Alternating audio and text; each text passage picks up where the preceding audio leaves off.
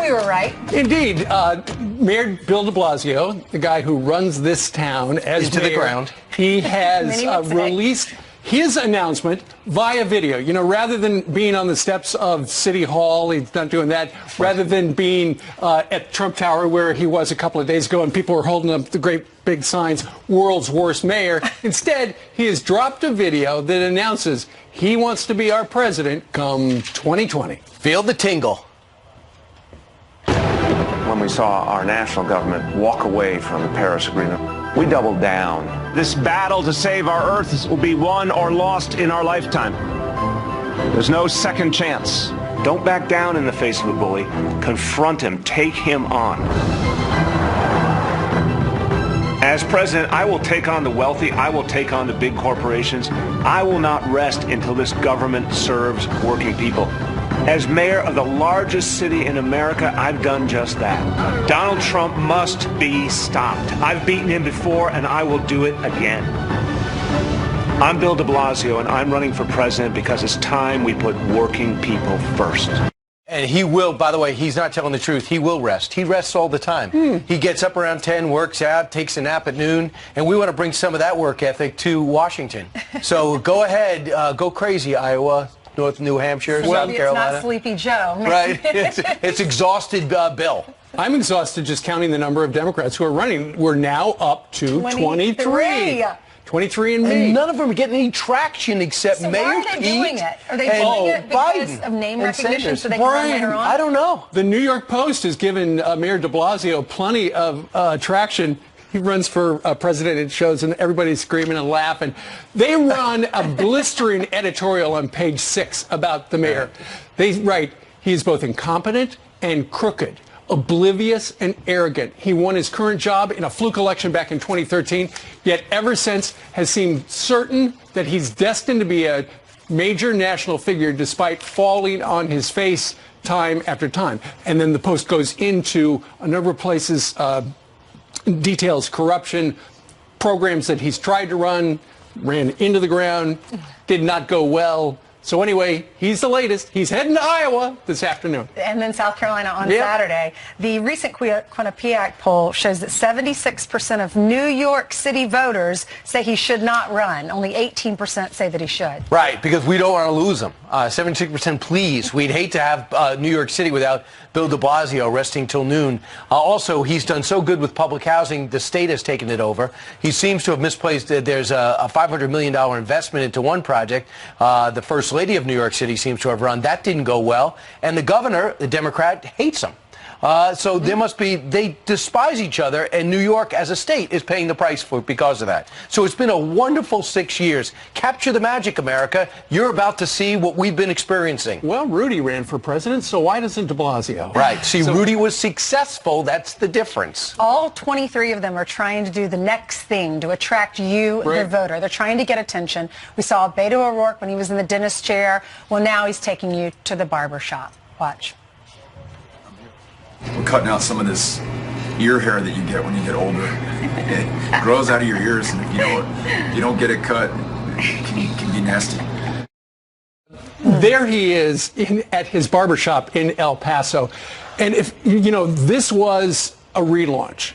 Keep in mind, when he ran for Senate down in Texas, he was constantly live streaming, driving my truck, doing stuff like that. Started with Will Hurd when they went across country, a Democrat and Republican, from Washington to Texas. But now it's, the Twitter went crazy yesterday where it talked about, ear hair. It went crazy when he had his teeth cleaned. He did refer to it as an impromptu town hall, and he did talk about the high cost of education, and he was working with his campaign staff, who were also in that room probably taping him or live streaming him about a trip to Puerto Rico. Well, we know he has clean teeth now. We know he has clean ears. What a relief. Is he good for president? Nice and shaven. Karl Rove had this observation. Watch this. Everybody's trying to differentiate themselves. You have the traditional Democrat lane in which you have Joe Biden as the dominant figure, Amy Klobuchar as a not-so-dominant figure. You've got the hard left with Bernie Sanders and Elizabeth Warren. You got the new kind of more traditional but nonetheless new, different kind of Democrat in Mayor Pete. And then you've got everybody else trying to figure out where they are. Robert Francis O'Rourke had a great opportunity to launch himself onto the scene. He blew it. Very rarely in politics do you get a first time to introduce yourself. I think it's going to be hard for him to re-enter the race in the kind of format that he wanted to be. The Democrats were polled by the Quinnipiac poll, and they, in a random sample, as a Gallup poll, 53% say Joe Biden, they have a favorable view, 46 Bernie Sanders, 34 Warren, 32 Kamala Harris. Right. Beto O'Rourke's got 27% favorability with Democrats. He's got the A-team. He's got a lot of Obama people with him. He also has, they said, upwards of like $40 million in his account. This has got to be, he's got to be saying, what happened? And then what happens when some of those people start to break away or start to drop out?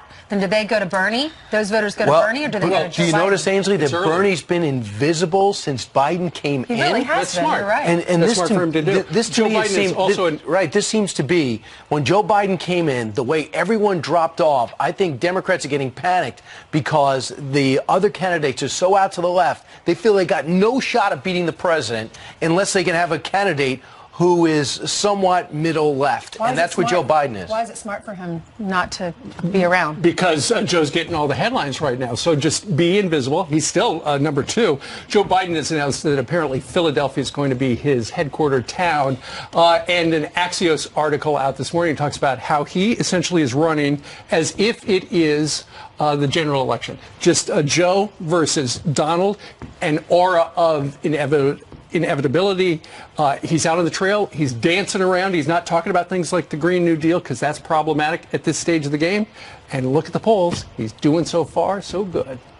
Go, Joe, go. Yeah, possibly. I would say I would add this. So he's also got another big advantage, and that's Pennsylvania. The president shocked the world by taking Pennsylvania. Evidently, he's got a double-digit lead on the president so early in Pennsylvania, so it makes sense for him to be in Philadelphia.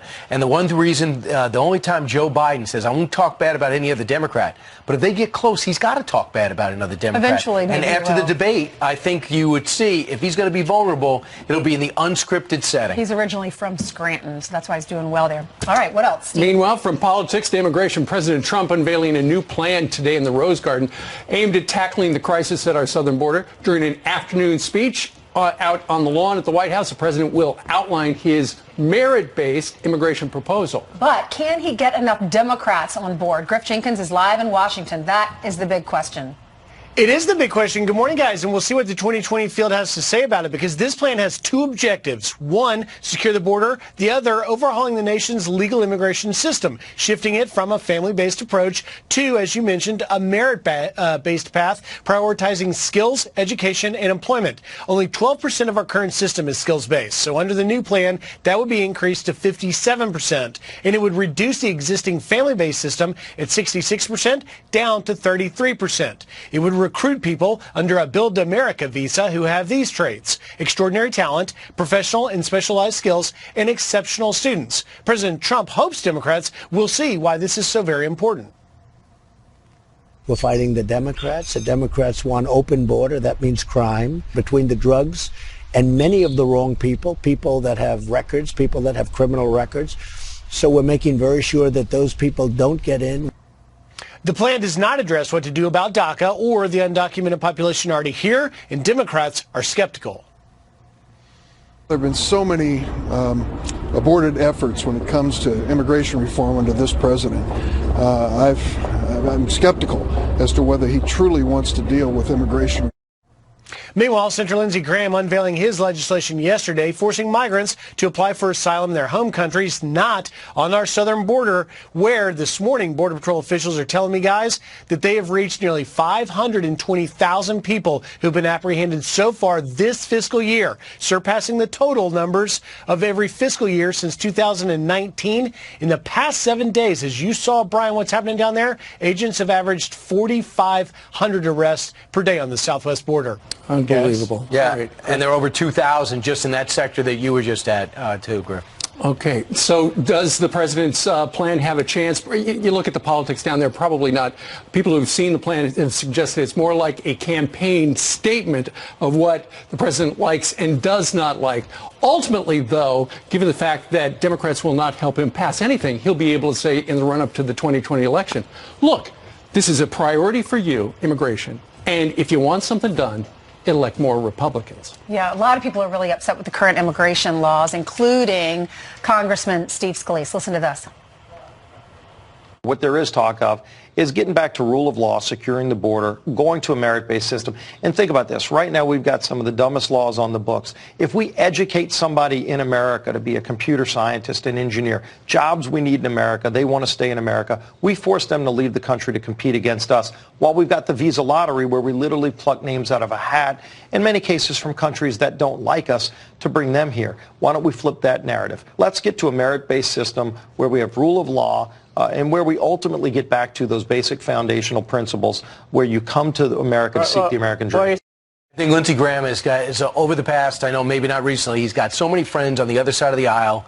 If he is going to, he puts these out, they're totally logical. He should call up Jay Johnson right here in New York City, say, come to Washington, help me sell these principles to put out, extinguish the fire, the five-alarm fire that's happening on our southern border. Yeah, it's a very sober, non-political, a non-political solution to a terrible problem. His plan allow the kids from Central America, once they're here and they're processed for asylum, then they have to be sent back. Also, the 20 days changes to 100 days. Well, and Lindsey Graham's plan would be in the Senate. Then it would go to Nancy Pelosi in the House. What would she do?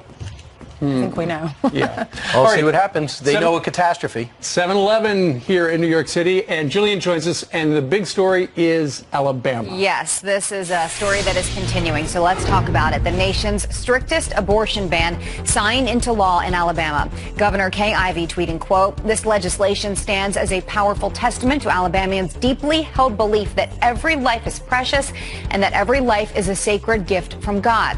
The near total ban prevents women from getting an abortion unless the mother's health is at risk. Doctors who do it anyway could face 99 years in prison. Several groups are vowing to challenge the law."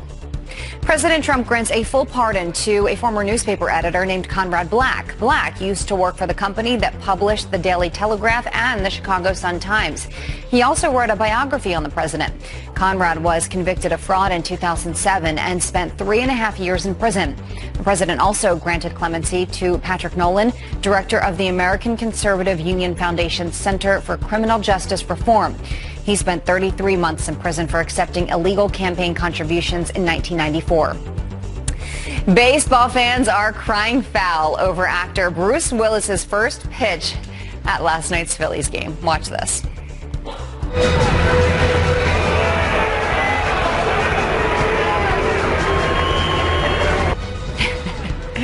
The crowd booing Willis after bouncing the pitch off the plate, but his wife is rushing to his defense, retweeting someone who claimed fans were yelling, "Bruce, not boo." I'm pretty sure. But, you know, look, I think that now Philly fans have taken this boo thing and it's a term of endearment. So good. That's what I'm going to go with. Although I don't think he will be moonlighting. Not as a buying pitcher. Listen, hats off to that. Would be so intimidating and so difficult. I've thrown first pitch, bouncing off the plate. It's hard. Yeah, it is hard. I'd be so embarrassed.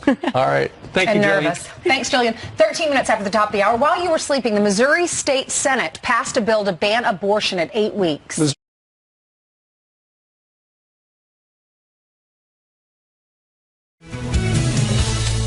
The Senate in Missouri, the state Senate that is, has advanced a bill to ban abortions 8 weeks into a pregnancy. Here to weigh in on that and other topics, Republican Senator Josh Hawley from Missouri. Senator, good morning to you. Good morning. What is going on across the country with these states adopting more restrictive abortion policies? Well, I tell you, it's a direct response, Steve, to the extremism we've seen in places like New York and Virginia, where you have Democrat politicians who are saying that passing laws that would allow a baby to be born and then killed after birth. I mean, it's just incredible, the extremism that we're seeing, and I think you're seeing these states responding. Mm-hmm. We just had the judge on a little while ago. He said laws like this will probably be headed ultimately to the Supreme Court. But ultimately, and I'm sure this is the argument you would make, is the people of Missouri should be able to decide. It should be a states' rights issue. Well, look, I mean, I've long said that I believe that Roe versus Wade is wrongly decided. This is something that is up to the people to decide. Now, I expect that the Supreme Court will ultimately have to weigh in, but I've been proud to support legislation in the United States Senate that would stop this kind of extremism in places like New York and Virginia and other places where Democrat politicians are actually advocating abortion in the final weeks of pregnancy. These are policies, Steve, that only a few countries in the world, like Iran, like China, allow. I mean, we've got to stop this kind of extremism. All right. Meanwhile, yesterday was a big day for you as a new senator. You had your first floor speech, and essentially you were calling on Republicans to revitalize the great American middle and beware of cultural elites, right? That's right. That's exactly right. I mean, listen, the establishment, Steve, in this country has focused on themselves for way too long. They haven't listened to working people. They haven't been focused on the middle class. You've got big pharma raising prices. You've got big tech getting rich. And you've got big government helping them. And that has got to change. That's kind of a Trumpian message you've got there. Well, listen, I mean, the president got elected for a reason. He got elected because he actually listened to the needs of the great American middle, the great middle of our society. That's where I come from. I come from the middle of the country. And people out there want somebody to listen to them. And D.C. and the rest of the establishment need to start paying attention.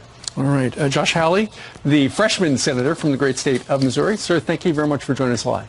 Thanks for having me. All right. So what do you think about that? Email us, friends@foxnews.com. Meanwhile, 7:20 here in New York City, and a miracle in Kentucky. A toddler missing for 3 days, found alive on the edge of a cliff. The incredible rescue. Next. All right, the nation's birth rate reaching the lowest number in 3 decades. The CDC also reporting a drop in fertility rates, meaning there are not enough babies being born to replace the previous generation. So what does this mean for American families? Patricia Onwuka is a senior policy analyst with the Independent Women's Forum, and she joins us now to weigh in. Good morning to you. Good morning to you both. Why is this? Why are we seeing the rates go down? Well, I think you're seeing, number one, a change in norms. So women are considering when, how, and even if they want to give birth. On the positive side, we have more educated women. 40% of women are graduating with college degrees, which is great. But it also means that they're going to delay when they have children. And the later you wait means the fewer children you're able to have. And unfortunately, I think the latest trend we're seeing is the question of whether women should even have children. I think we heard Alexandria Ocasio-Cortez ask, is it even ethical for young people to be talking about having children because of climate change? And so she's basing that on some sort of faulty United Nations statistic. But all of these trends working together, I think, is leading to lower birth rates, which could have devastating economic impacts in the future. See, I've always heard this with Europe. I've obviously heard it in Russia. This is the first time I can remember hearing it that much here. Well, yeah. I mean, I think we look at some of these other countries, particularly developed countries, where they have low replacement rates, meaning the number of average babies women have over their lifetime that can replace from one generation to another. And so when we have these norms changes, we have increases in abortions, we have increases in contraceptive uses, then it means that we've got a population that's just not it's not sustainable. And when you think about it, not only does that mean families like mine, I just welcomed a new baby 5 months ago, but we're not buying cars, we're not building bigger houses. That has an economic impact, but also our workforce is going to be shrinking and will not be able to sustain the number of retirees we have in the future. With all the abortion laws changing, you saw what happened in Alabama, and several states have followed suit. Will we see the numbers go up because more people won't be able to have access to abortions? Well, we'll see. I mean, I think it's interesting what happens when abortions are outlawed, whether, other means pop up for people to provide those. What I do think we need to be talking about as society, though, is how do we ensure that young women and young families are thinking, okay, a career doesn't mean that I shouldn't be able to have a family. Economically, we have great jobs growth right now, so that's fantastic. Hopefully, women are able to work but still have families, and I think that opens the door to discussions around paid leave. Now, let me ask something. I know that in China, they have limitations, for births in other countries. Right. Yeah. Could you ever see a national movement towards expanding families and attacking this problem? Could that something to be talked about from Washington? I hope so. I mean, I think we should be a nation that is encouraging people to have families, whatever they look like, whatever the sizes that they should be. I mean, the economic impact is important. We want to have economic growth, but we also want to know that our communities are vibrant and replenishing themselves. So I would love to see a national campaign that says, hey, if you want to have kids, you should. What we should not be hearing, particularly from the far left, is no, don't have children right now because they're going to die in 12 years. And unfortunately, that's what's picking up steam. I think a lot of us grew up with parents who said, we had kids so early in our early 20s, go get your career, go get your life started. There'll be plenty of time for babies later on. And I think you're right. When women hit 35 years old, a lot of them, especially here in America, or here in New York, aren't married at 35. They don't want to start a family until they have their careers going so they can afford the schools here. And Rachel Campos Duffy has answered the call, now working on her ninth. So Rachel's doing her part. Come on, America, pick up the pace. I know. Patrice, thank you so much for being with us, and congratulations on your baby. Did you have a girl or a boy? Thank you. It was a little boy, Jesse. How great. How many do you have? Just the first. This That's is my your first? Isn't it the best? It is. I'm going to do my part, too. All right, that's all we can ask. Thank you so much. Coming up straight Thank ahead. you. All right, you know him and love him as Dr. Fraser Crane on 2 different series. Now, actor Kelsey Grammer has a diagnosis for people who don't support President Trump. His message for what he calls the clowns in Washington. Next.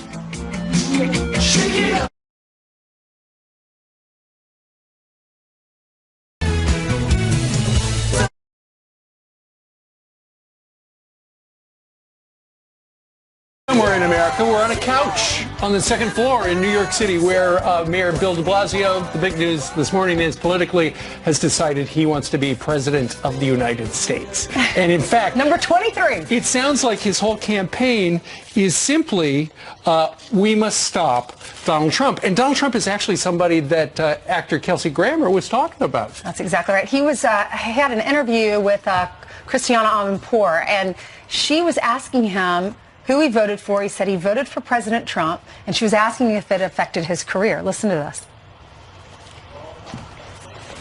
I'm unaware of taking a hit for it. Now, certainly there's, passions run high, and certainly he has, been a touchstone for an extraordinarily passionate response. I don't know if it's as serious or horrible as everybody wants it to be. I was wondering whether you thought that the sort of many people believe the sort of fabric is being disrupted, and well, I think the fabric being disrupted is a good thing. You do? Oh yeah. I do not think Washington was doing us any favors. For the last 50, 60 years, I think they've all been sort of just the same party, the same bunch of clowns, the same bunch of really politics. Unpleasant people. And I don't think they've been helping anybody but themselves. And the American people? And the American people will be just fine too. We've been through a lot worse. I got to give him credit. So many times people support the president and they'll just keep their mouth shut. They like President Bush. They just won't bring it up. Tom Brady, for example, basically was told by his wife you can't really talk about him anymore.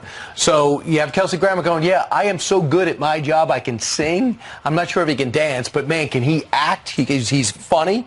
You can't box him out of the business. He's too good. And he says he has not been impacted. But just for him to talk about the people, the swamp, the people, and he's talking about Republicans and Democrats for the most part. Just a bunch of clowns down in D.C. for 50 years. He's so established, though, in his career. I'm sure he just feels like, I can say whatever I want. I'm a really great actor. I have enough money in the bank. I don't care what you think. But there are a lot of these young actors that are too afraid to come out because they are scared it would affect their career. And he's had a hellacious life, personal life. He's been through hell and back. So he must be like, if you're going to get on me because I like a president, go ahead, take your best shot. But look at James Woods. Look how talented he is.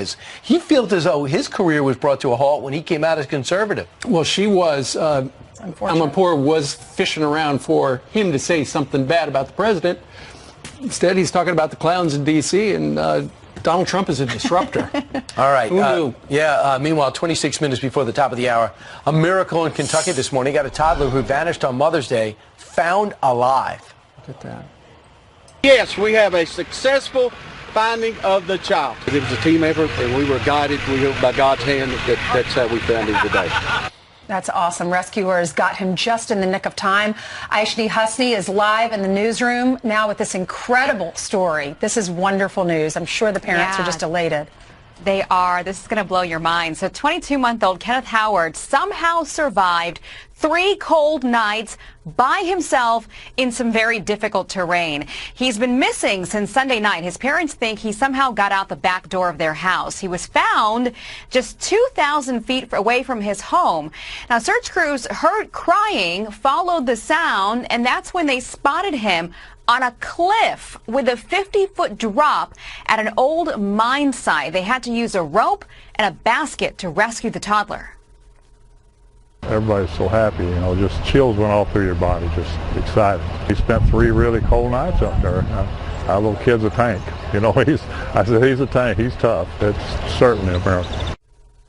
After his rescue, Kenneth kept saying, "Here all night, here all night." Yes, he was. The sheriff's office says Kenneth was being treated for dehydration, but otherwise he's in, quote, remarkably good condition.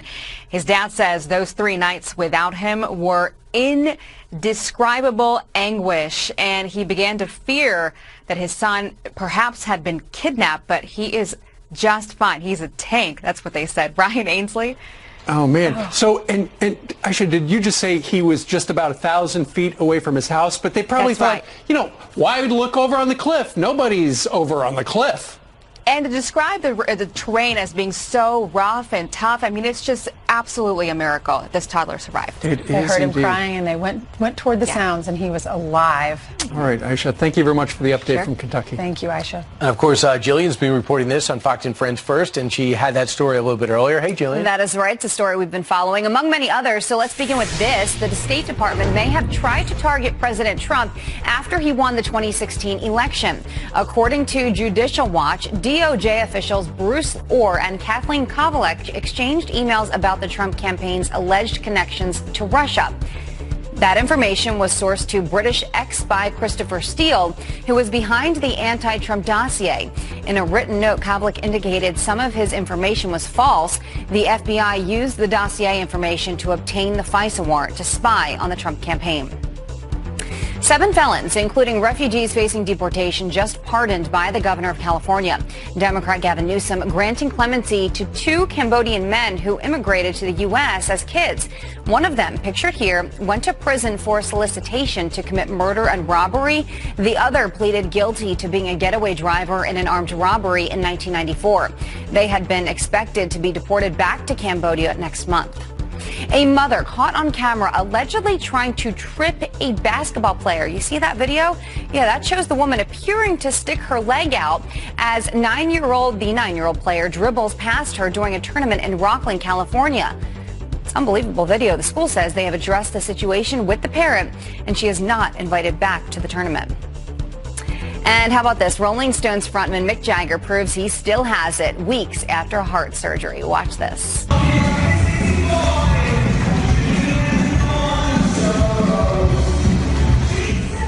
The 75-year-old busting some serious moves, as you can see, posting this video on his Instagram.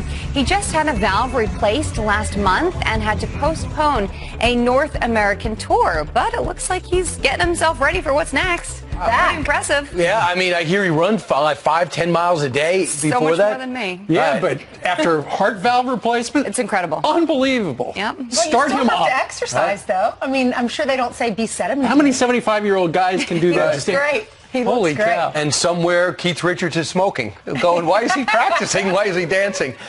Meanwhile, I'm excited coming up this summer, July 19th and 20th, as well as August 10th and August 11th. I'll be going to the stage with the series that you see on Fox Nation called What Made America Great. I'll be weaving that in with my books and call it America Great from the Start. It's going to be streaming on Fox Nation. Bonita Springs on the 19th, Orlando on the 20th, and then Charlotte, North Carolina on the 9th, and in Birmingham, Alabama. In terms of reservations, Bonita Springs is right now leading all. So I am shocked. It's a beautiful town. Charlotte? I know. Carolina. And where's the pride in Alabama? This is unbelievable. Well, get Jagger to be your musical act. Right. I was thinking about it, but he's busy. He's already got a summer tour, and I got voicemail when I called. Well, see, I think if you were promoting that, I'm going to do that dance at these events, people are going to come out of the woodwork. But I want people to like me despite my dance skills. I want, you know, if they're there just to see me dance, I feel like I'm cheating.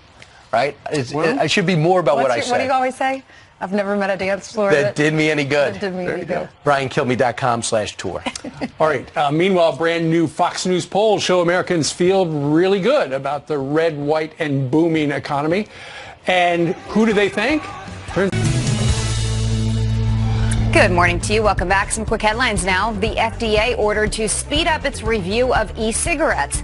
A federal judge siding with public health groups that sued the agency for postponing reviews for years. The FDA will now have to regulate all e-cigarette and vaping products sold in the country.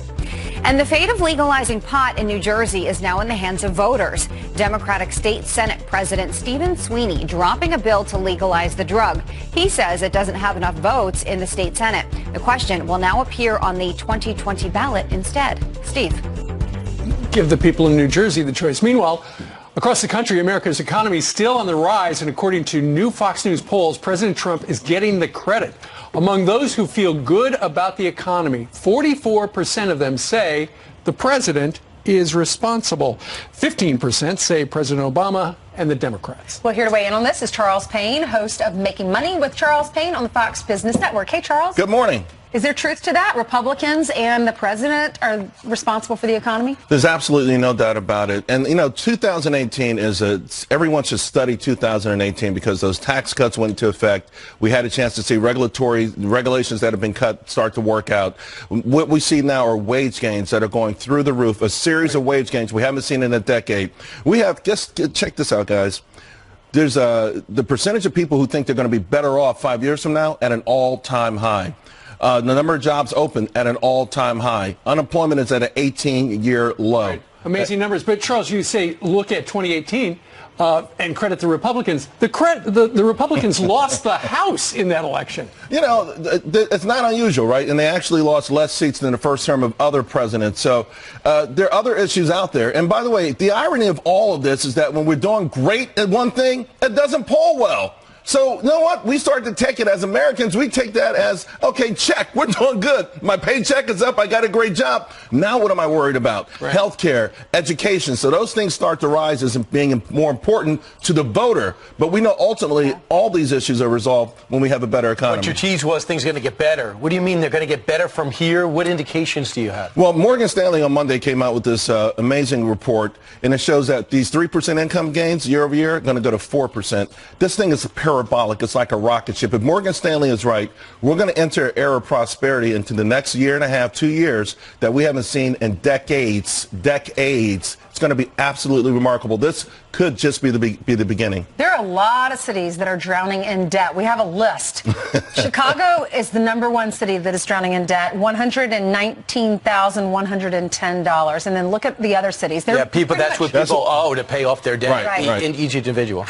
All the major cities, it looks like. What do those cities have in common? Whoa, a lot of Democratic mayors over there, right? But that's been the issue for a long time. These cities are microcosms of the kind of governments that people say they want. If you want a progressive government and you want the government to do everything for you, it's not only expensive, but it's inefficient. You see where New York is on there? My ride in today, I have a Jeep. I felt like I was riding in Calcutta circa 1890, right? I felt like I was paving the way. I have to wear a helmet to go on 37th Street. That's what I mean. My head bounces off the ceiling. So our children are coming out of these high schools. They, without the ability to compete in the global economy, our roads are a mess. This street, our homelessness are going through the roof, and these cities are still borrowing money, and they're trying to do everything for everyone and not doing any of them properly, and there's no accountability. The irony here, we're talking about the economy and a lot of people rooting for it to do bad because they don't like the president.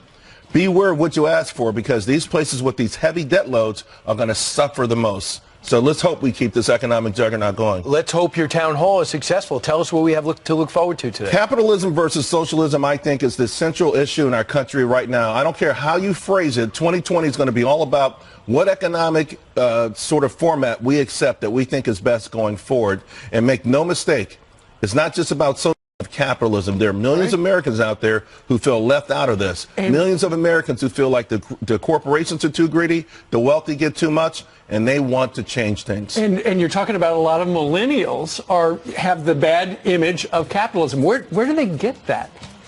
It starts in school, and it's just sort of, listen, they kind of look around and two things they're bothered by. They don't think that they're going to have the prosperity that their parents had. There's sort of this, in America, one thing that we've created is sort of promise that every generation will do better than the prior generation. Sure. Millennials feel like they're not going to be able to do that, in part because of college debt and other things. Also, it's just sort of rich guilt. You know, you have kids sitting in the back of an Uber on a $1,000 smartphone, texting to their friends how bad things are, and we'll pick up this conversation at the gin bar while we're drinking a $25 mixed drink, right? So, you know, sometimes we don't realize how good we have it. Right. Yeah. All right. We have rich people problems. We have rich people problems. Oh, we do have poor people problems, too. Sure. There is a serious issue getting over the hump. When you get in that $50,000 to $60,000 range, that is a huge, huge barrier, and that's where we got to figure out to keep the economic ladder going. Beyond there, it's great. We're going to be watching your town hall today at 2 o'clock. Live audience, by the way. It's going to be a lot of fun. And you're right about driving on the streets in New York. Bill de Blasio needs to fix that. If you have coffee in your hand, it's all in your lap. Forget about it. Right. You'll be wearing it. Just remember to shout over that suit, okay? It's a little loud. All right. Thanks, Charles. All right. Okay, guess what we're doing? We're serving up some... This country, it's just in the wrong hands. We are back with this Fox News alert because moments ago, New York City's mayor, Bill de Blasio, announces a 2020 presidential run. On video. Be stopped. I've beaten him before, and I will do it again. I'm Bill de Blasio, and I'm running for president because it's time we put working people first. Exactly. He's now the 23rd Democrat to announce his candidacy. Mayor de Blasio is expected to visit early voting states, Iowa and South Carolina this weekend. I wonder if anyone will show up because I don't know if people in South Carolina really know who he is. Probably not. Look, the people in New York City who know him best, according to a poll we cited 30 minutes ago, 75% of the people in New York think he should not run for president, but he's doing it. Why do they, when they know they have no chance? And he knows he has no chance. Why is he running? He's got nothing else to do. He's term limited out. He won a second election because it's an embarrassment in New York. No one really ran against him. But he immediately becomes the tallest candidate. So It's early. Does Joe Biden have a plan to counter the de Blasio mania that's going to be blowing his direction? How tall is he? He is 6'11". No. Really? I made that up. I think he's like 6'6". I think he's like somewhere in that range. Right. Meanwhile, speaking of people of note, the Attorney General of the United States is going to sit down with Bill Hemmer. You're going to see that interview, Bill and Mr. Barr, the AG, tomorrow at 9 o'clock on America's Newsroom. And I believe it's in El Salvador where they're doing it. That's probably the #1 interview. Bill Hemmer, good job. Meanwhile, 26 minutes before the top of the hour, I told you before we had a chance to go down to the border on Friday and Saturday, and one of the first things we did on Friday is hop in the car, in the SUV, with the deputy chief of the Rio Grande Valley sector, John Mars. And believe me, it is an emergency catastrophe. And if you don't believe me, believe him. Watch. What are we seeing right now? What you see is what should be a parking area for the McAllen Border Patrol Station. But instead, you see multiple military tents. You're looking at a facility that should be handling 300, maybe 350 people max. It is now handling multiple thousands of people. Take a look. These are people being held, just picked up off the border. In fact, this whole tent complex came up in the last 36 hours because there's just no place to put them. Currently, we're holding over 8,000 people. We've already caught over 1,000 today as of noon. We may set another record for apprehensions today. And the reason why this is full is because where you're taking me now. We're in the McAllen Station area of responsibility, the busiest station in the United States Border Patrol. We're going to an area called Rincon Village. It is ground zero on the entire United States Southwest border. Have you had the caravan situation? We have a caravan come through here every 5 days, and we have been for 2 years. So as you can see right up here, we've already got some family in it. This is currently going on 24 hours a day. They're coming across the river and they're just walking up here. Where do you think they're from? Let's ask some. ¿Cuántos años tiene él? Tres. So she's from Honduras, and this is her son that's 3 years old. How long did it take him to get here? ¿Cuánto tiempo viajaste de su país? She says 15 days. 15 days. We asked how they found out they should come. En la televisión. So she heard on television, right? Bring your child and you'll get papers and get to walk. Now that she's here, what does she think is next? No sé, por medio de una entrevista. She just says that she knows she's going to get a permiso and somehow she'll get on a plane and get to New York. Is she right? Yes, she is right. She's going to end up there somehow. Why is she coming now? She just says it's bad in her country and that she knows right now is the opportunity to come. It's amazing. I mean, everyone's got a different story, and even though they're great stories, we're just not equipped to handle it. It's just not the way you do it. That's true, Brian. That's what's happening. The immigration system was not designed to operate like this. There is an orderly way to apply for asylum, to apply for immigration benefits. This is not the way to do it. And until Washington can work out, it's your responsibility. And that's got to be frustrating. It is. These people are nice people in many cases. They have individual stories, but that is not the story. And that is the truth, Brian. Our people, the agents that work here, I'm a father, most of them have families. This tugs at anybody's heartstring. This is really a humanitarian piece. But from an enforcement perspective, while we're standing here right now, there are people that want to get away from us just a couple miles upriver. You're a parent? I am a and parent. You know that cough, right? Absolutely. He needs some medicine. And they're going to get it. Trust me, we have medical contracts. Anybody that's even remotely sick, we're taking them to